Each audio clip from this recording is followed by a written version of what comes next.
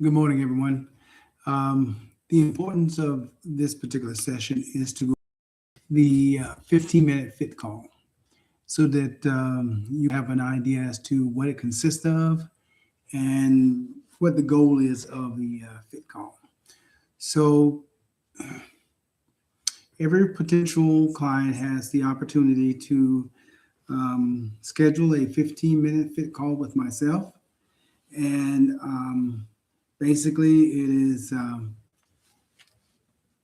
a way of us exchanging information, getting an understanding of what the engagement would consist of, and to see whether or not we actually are compatible to work together to help develop your plan.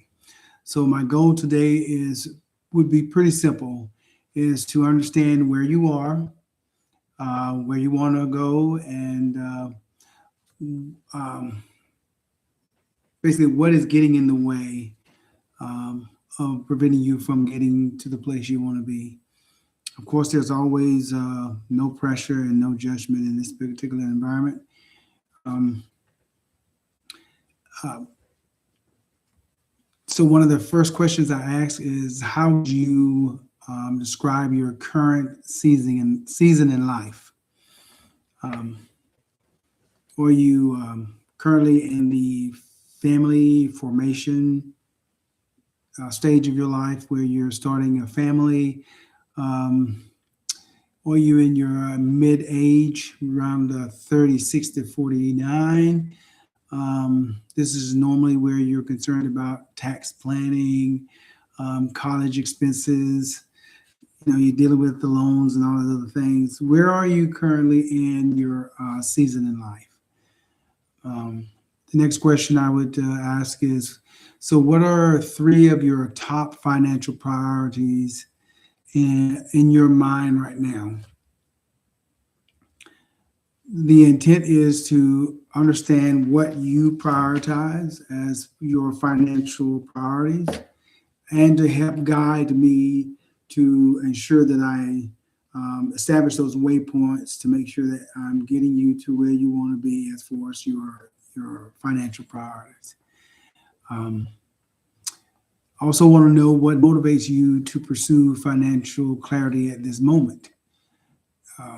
There is a lot going on in the world, and so I understand that some people are seeking assistance through all means, but just to get an understanding as to what is your motivation behind seeking some assistance in your financial pursuits. I also want to know what is financial success to you. What does it look like? Um, I'm trying to make sure that everyone understand that even though we're speaking finances, we're talking finances from the perspective that finances is what undergirds the ability for you to do things. But I want to try to change the narrative to make sure that finances only is the means for you to be able to actually like do the things you want to do. So what is it when I ask about financial success? I'm asking what is it that success looks like to you, knowing that finances is not an actual concern of yours. Um, I also want to know what was some of the things surrounding money or exposure that you had surrounding money as you grew up. How did money affect your life? How did money affect your family? So that I can get an idea as to your relationship with money. Um, um, I also want to know if there's any recent financial decisions that you've made that look like a win, and somebody as to why that felt like a win to you. Um, what are some of the financial setbacks, and why did that feel like a setback to you? And give some idea as to whether or not you were able to address those and how you address those. Um, because sometimes people address setbacks in a way that actually further sets them back.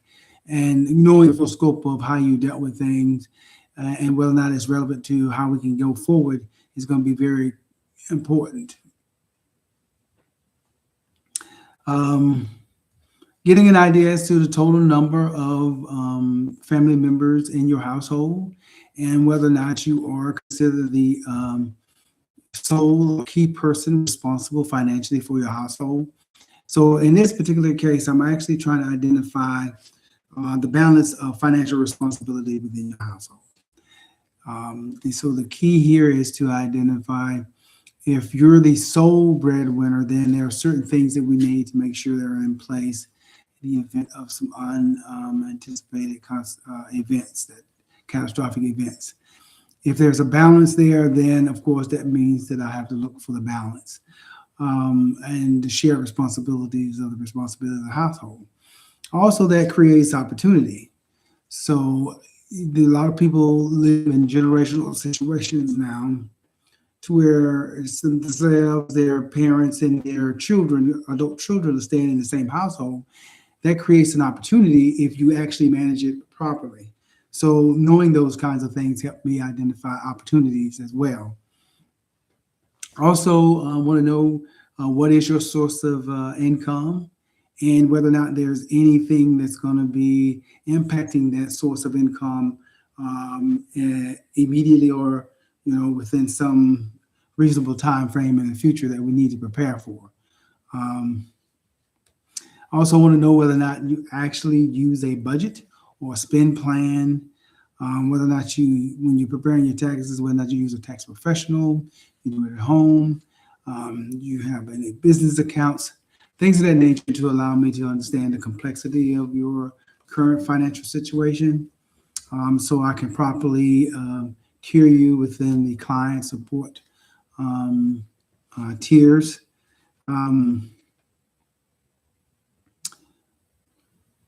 I also want to know what feels confusing or frustrating right now with regards to your finances.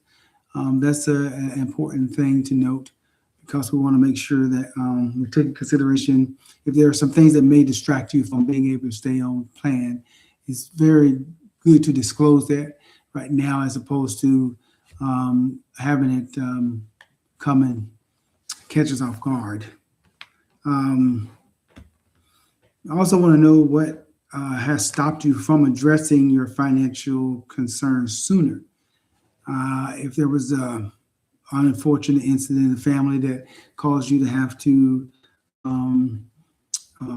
realign resources. Of course, we've had a lot of disruption when it comes to the federal government, where people have had to tap into their resources, their savings and things of that nature to have to deal with closing the gap during these interesting times as far as federal employees. I also want to know, where do you want to be 3 to 5 years from now? Give me some ideas of time horizon so that we can develop a plan that is allowing you to set aside the reserves necessary for you to be able to accomplish those goals that you have set forth within a 3 to 5, 10-year time frame. Are you expecting any lifestyle changes? This is any changes that you anticipate happening that could have a significant impact on your finances. We want to make sure we address those in your plan so that we can come up with a strategy on how to mitigate it. Because sometimes it may just be that you have to shift some things around just to make sure that you still are able to achieve that particular objective. Do you have any major lifestyle events on the horizons, like marriage? So if you're in a generational household, you might be in a case where your children are going to get married, and you want to make sure that you're prepared for that particular event. If there's a divorce that's pending, it's better if you address those unfortunate concerns uh, actively as opposed to reactively. Therefore, you could be able to get your life back on track. Um, is a new child anticipated within the next several months, or are you anticipating launching a business or selling a business? This is interesting because a lot of people don't really consider um, succession plans when it comes to their retirement. Some people who have been in business for a couple of years understand that they value business has value, but what they don't understand is, or maybe not anticipate or consider, is the fact that that business actually could be the mechanism that allows them to afford to retire sooner.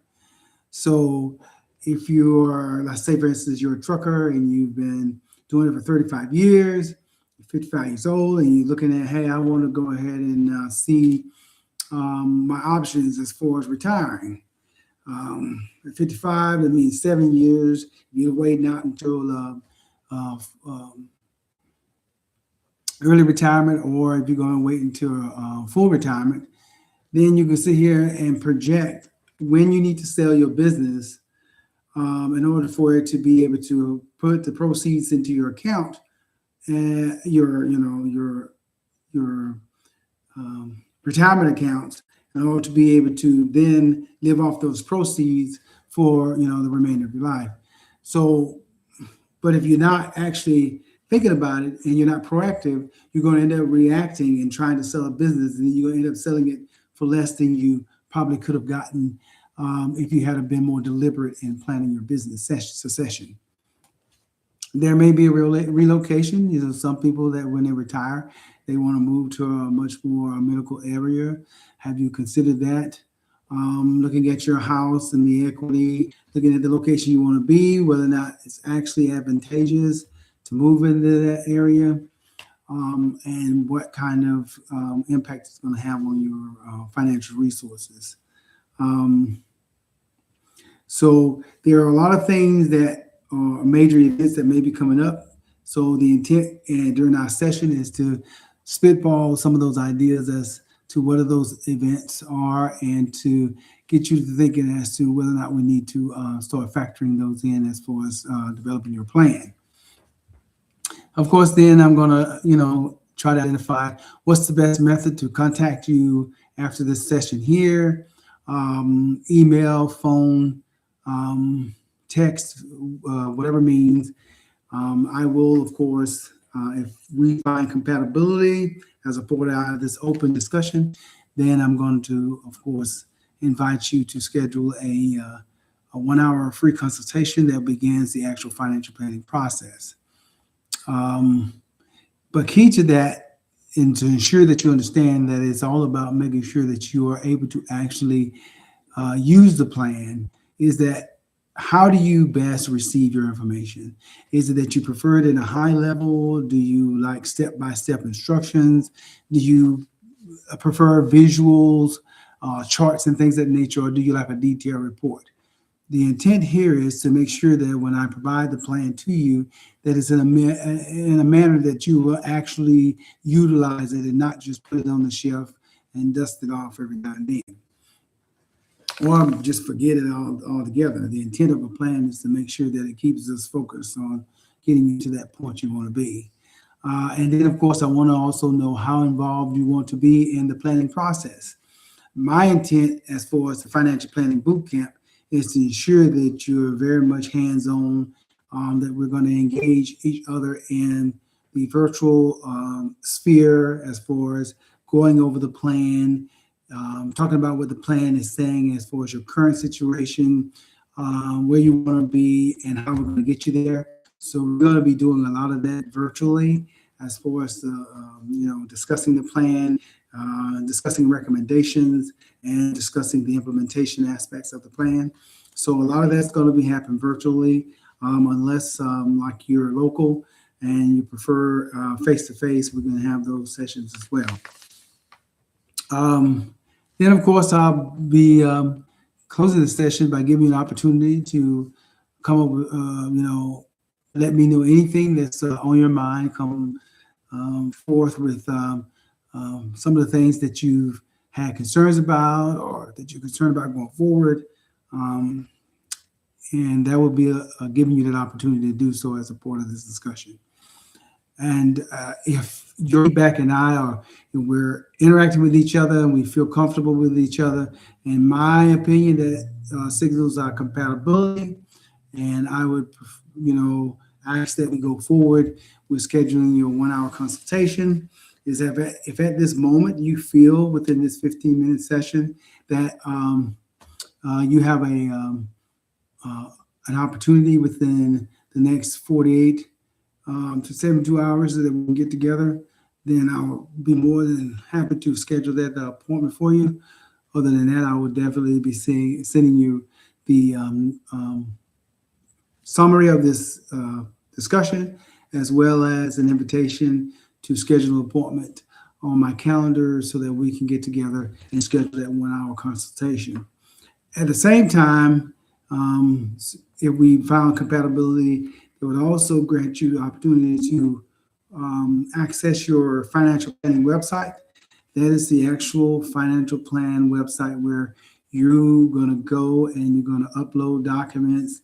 You're going to sign the investment advisor agreement. You have access to the regulatory forms that are required for me to disclose to you, privacy notes, ethics, and things of that nature. So that website will be yours, and it will be there on a temporary basis, meaning that I will give you the invitation. You will have 7 days to gain access to that site, establish your username and password, and then, of course, the site is going to be used to allow us to develop the plan. If indeed you decide to withdraw from our agreement, then of course you no longer have access to that site. And of course, at that point, our agreement will be terminated. And then if you've paid the initial deposit, any amount that has not been expended as far as developing your plan will be refunded to you. No questions asked. So that's pretty much how the 15-minute session would go. Those are basically the questions that I would be addressing, trying to get insight into what it is that you would like for me to help you with, the basic exchange of one another with information to better understand whether or not we're compatible and working with each other. And then if we find so, then we'll go forward and establish that 1-hour free consultation so we can start the financial planning process. So I hope that helped everyone with identifying, what goes on in the 15-minute fit call. And I look forward to talking with you soon.